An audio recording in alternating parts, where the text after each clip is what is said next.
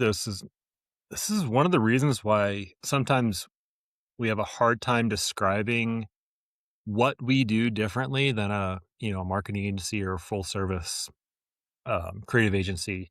It's like, well, we're essentially fixing the things that no one is ever complaining about, right? Because we're finding the things that no one that are actual problems, but no one has complained about, solve real problems, right? To get that through someone's head of like, well, I didn't know I had I don't have any problems on my website. Well, the reality is, no, you probably do, and just no one is alerting you to it. Cheers, mix, click, and code with Boozy browsing, sipping and fixing the web one cocktail at a time. Here we go. All right.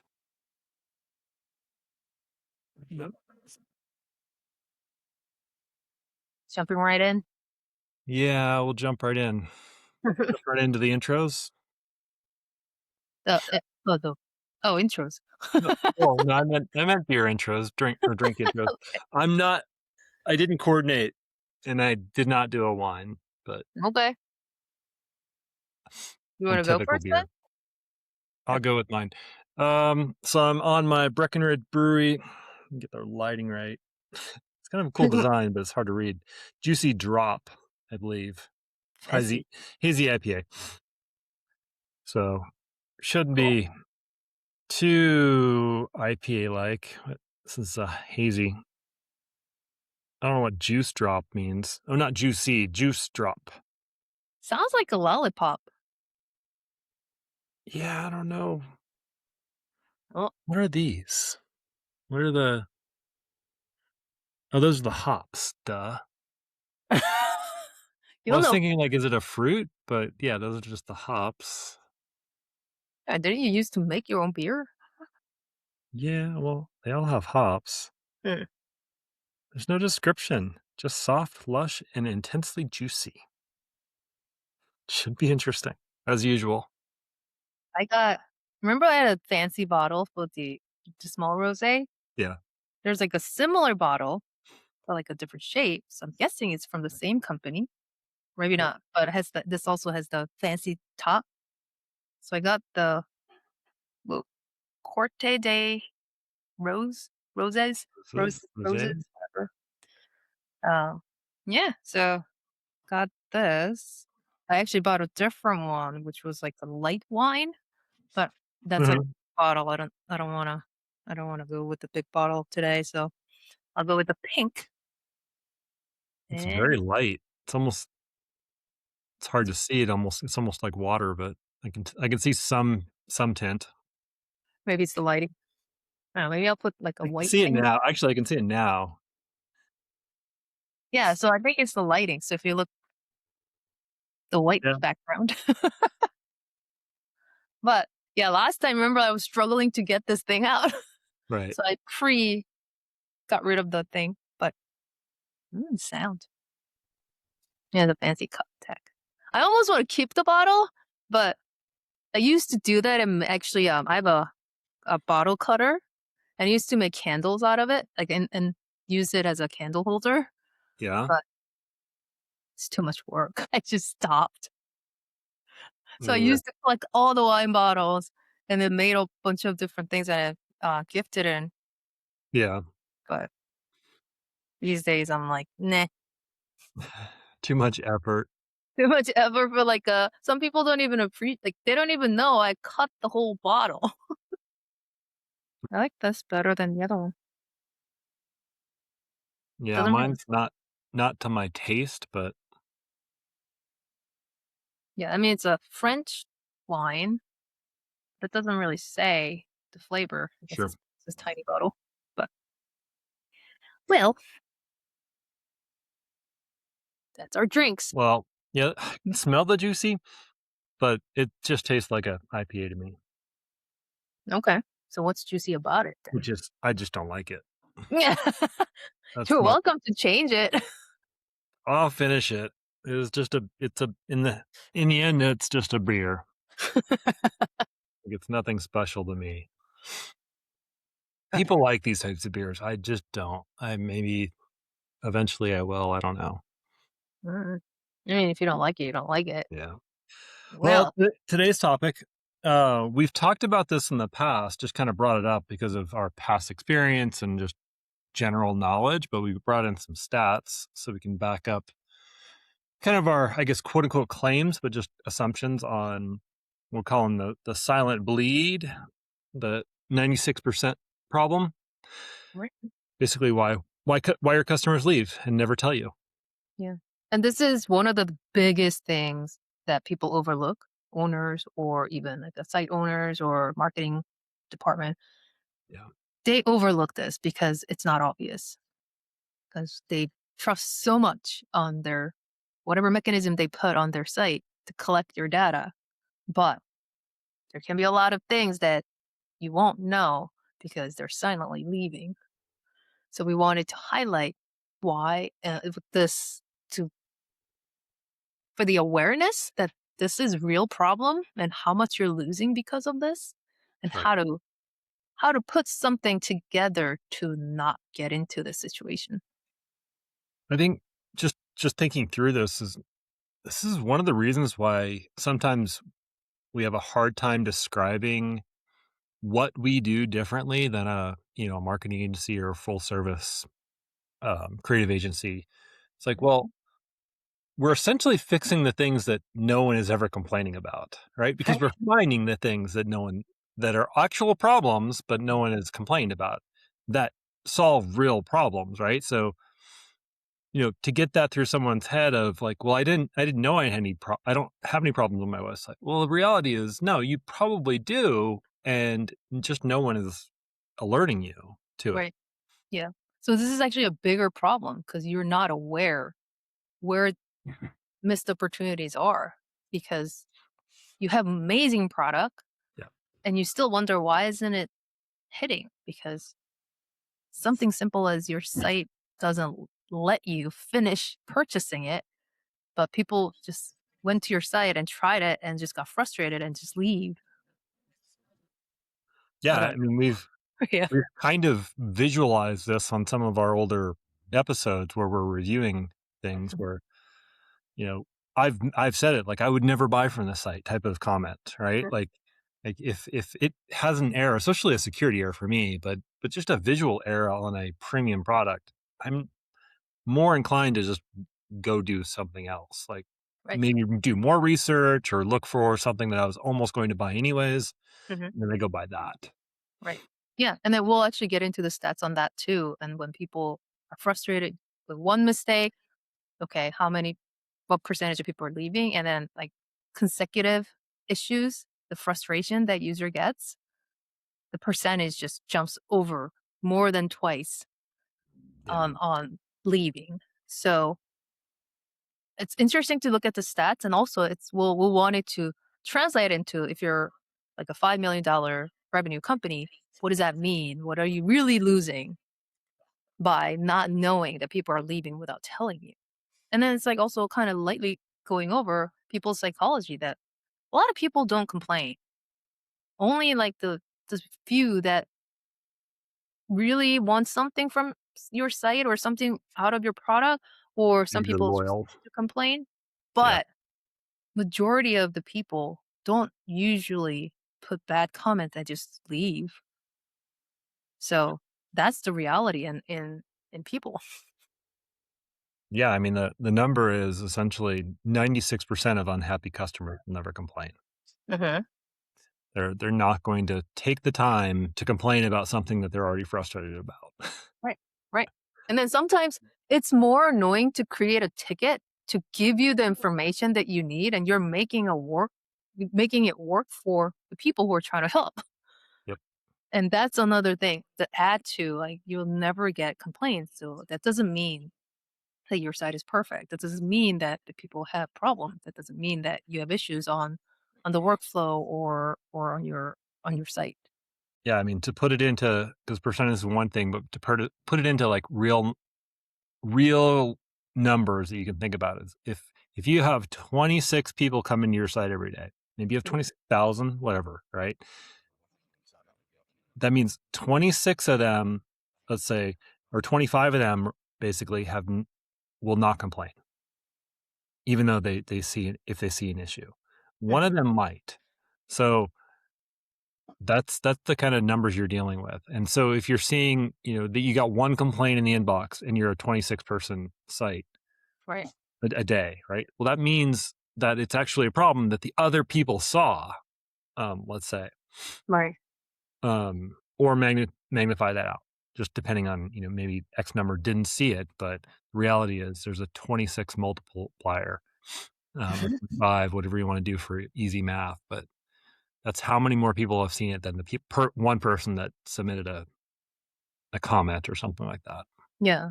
Yeah. And going off of what I said about like you making it too difficult for them to even file the complaint, Mm, that's also the reality. Like it's economics. What it says why people don't complain is like the effort required to find content us or like what's wrong with it. Or sometimes you don't even have those to just give the feedback.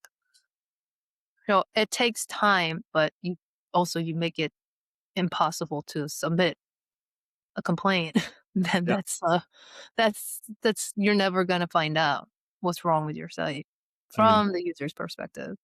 the main reason I have such a big issue with like infinite scroll on some sites, truly infinite scroll, you can never get to the footer.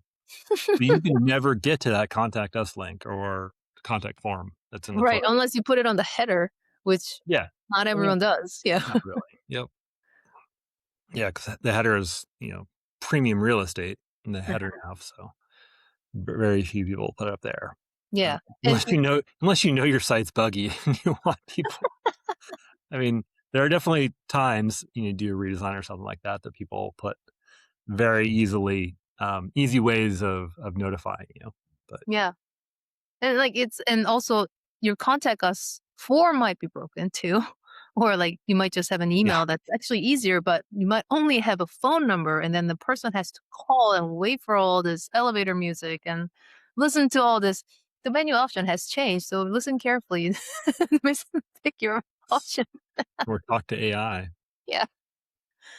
So, there's, like, a lot of different reasons that people won't go, and that's also a very practical reason, but in reality, a lot more people won't even think to submit a ticket because they're just like, not worth my time. And like, I'll go to a different site. I'll go to competitors. Or, yeah, I mean, like, so if you want the complaints, you probably want to put all the channels, like, especially like social channels and all that stuff, for the people can actually give you feedback on that. And that's more transparency too. I feel like I don't know if it can be debatable, but like and then you can actually tell them that you're trying to fix it. That makes your Yep. brand much more plausible and trustworthy. So I think that's probably a good tactic too. Just like let them if they complain on like threads or like in Twitter X or whatever, and then you follow up and have people following up on that and apply that to your site and product. That's gonna be like a really, really amazing plus for your brand. And I think this is like more our bread and butter that if you implement your wrong, that's also a big blind spot that Right. blindly trusting. Right. The other thing that I saw in our notes, and I didn't think about it this way, so they're not going to complain to you. However, did you know 50% of people that are frustrated Mhm. are going to have no problem posting that on social media? They're going to have no problem on destroying your brand. Those are usually for bigger issues, but making fun of you essentially, Mhm. on social platforms. So like, and then also like, just going on to your tracking, like analytics or whatever tracking that you put in to track user journey or whatnot, might not be accurately capturing all the information. And then where the things are trailing off, those might not be implemented. So you want to constantly revisit to make sure they're Right. working and where people actually. I mean, if you see a huge anomaly on the numbers that you see in somewhere in the beginning of the workflow is trailing off, then you should know that people are just leaving without any complaints. Yeah. So, I mean, the practical thing. So, what is actually breaking? Like, there's actually very interesting numbers. I mean, we were aware of it, but like to put it into actual percentage and the number might be a little helpful for people who are not aware of this. I think this is interesting stats that I saw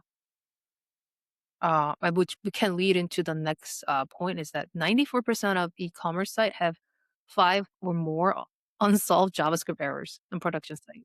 This is actually very, very true. Yeah. Yeah, this happened all the time when we go and review a site. Mhm, It's one of the things we look at. Now, as a developer, you're looking at it and it's like, well, these are flags of, things. For most users don't know that there's a JavaScript error. mhm, They just know that something doesn't work, right? Like I click on the button and it does nothing. mhm.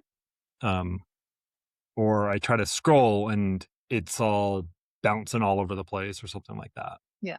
And sometimes you might have noticed this too, because like sometimes when there's a JavaScript error, if it's like a pop-up and like loading asynchronously, you just have like things just circling and then just never finish and then content actually doesn't load. So that does happen with the JavaScript error. Yeah. But and like if that happens, you just see it as like the site is not doing anything. It's like it's not working. It's not happening. So they just leave because there's no error message, there's nothing, there's no 404, no feedback. So you just consider that it's like, oh, not working, leaving. So Good that the call. JavaScript error. And I think this was actually interesting point. I wasn't really connecting before because like I know a bunch of these e-commerce sites have JavaScript errors that are causing some sporadic or sometimes permanent issues for not rendering the content correctly or not being able to go through the whole workflow to actually check out. Sometimes like JavaScript error also causes not being able to click add to cart or go to checkout. But the revenue math on Yeah. JavaScript error was very interesting. Yeah, the 5 to 10% loss of revenue. Right. And I think this is mainly because a lot of the times the reason the JavaScript errors are in there, the reason that there's JavaScript in there at all, helping, let's say helping something, because it's because they've tried to modify or customize the checkout right. process, Right. right? Because a lot of these platforms don't allow it or don't make it easy, so they Mhm, have to use JavaScript to move things around or take action when they're trying to do something. So then when that breaks, it mhm. completely breaks the checkout process for the people that it's breaking on. Right.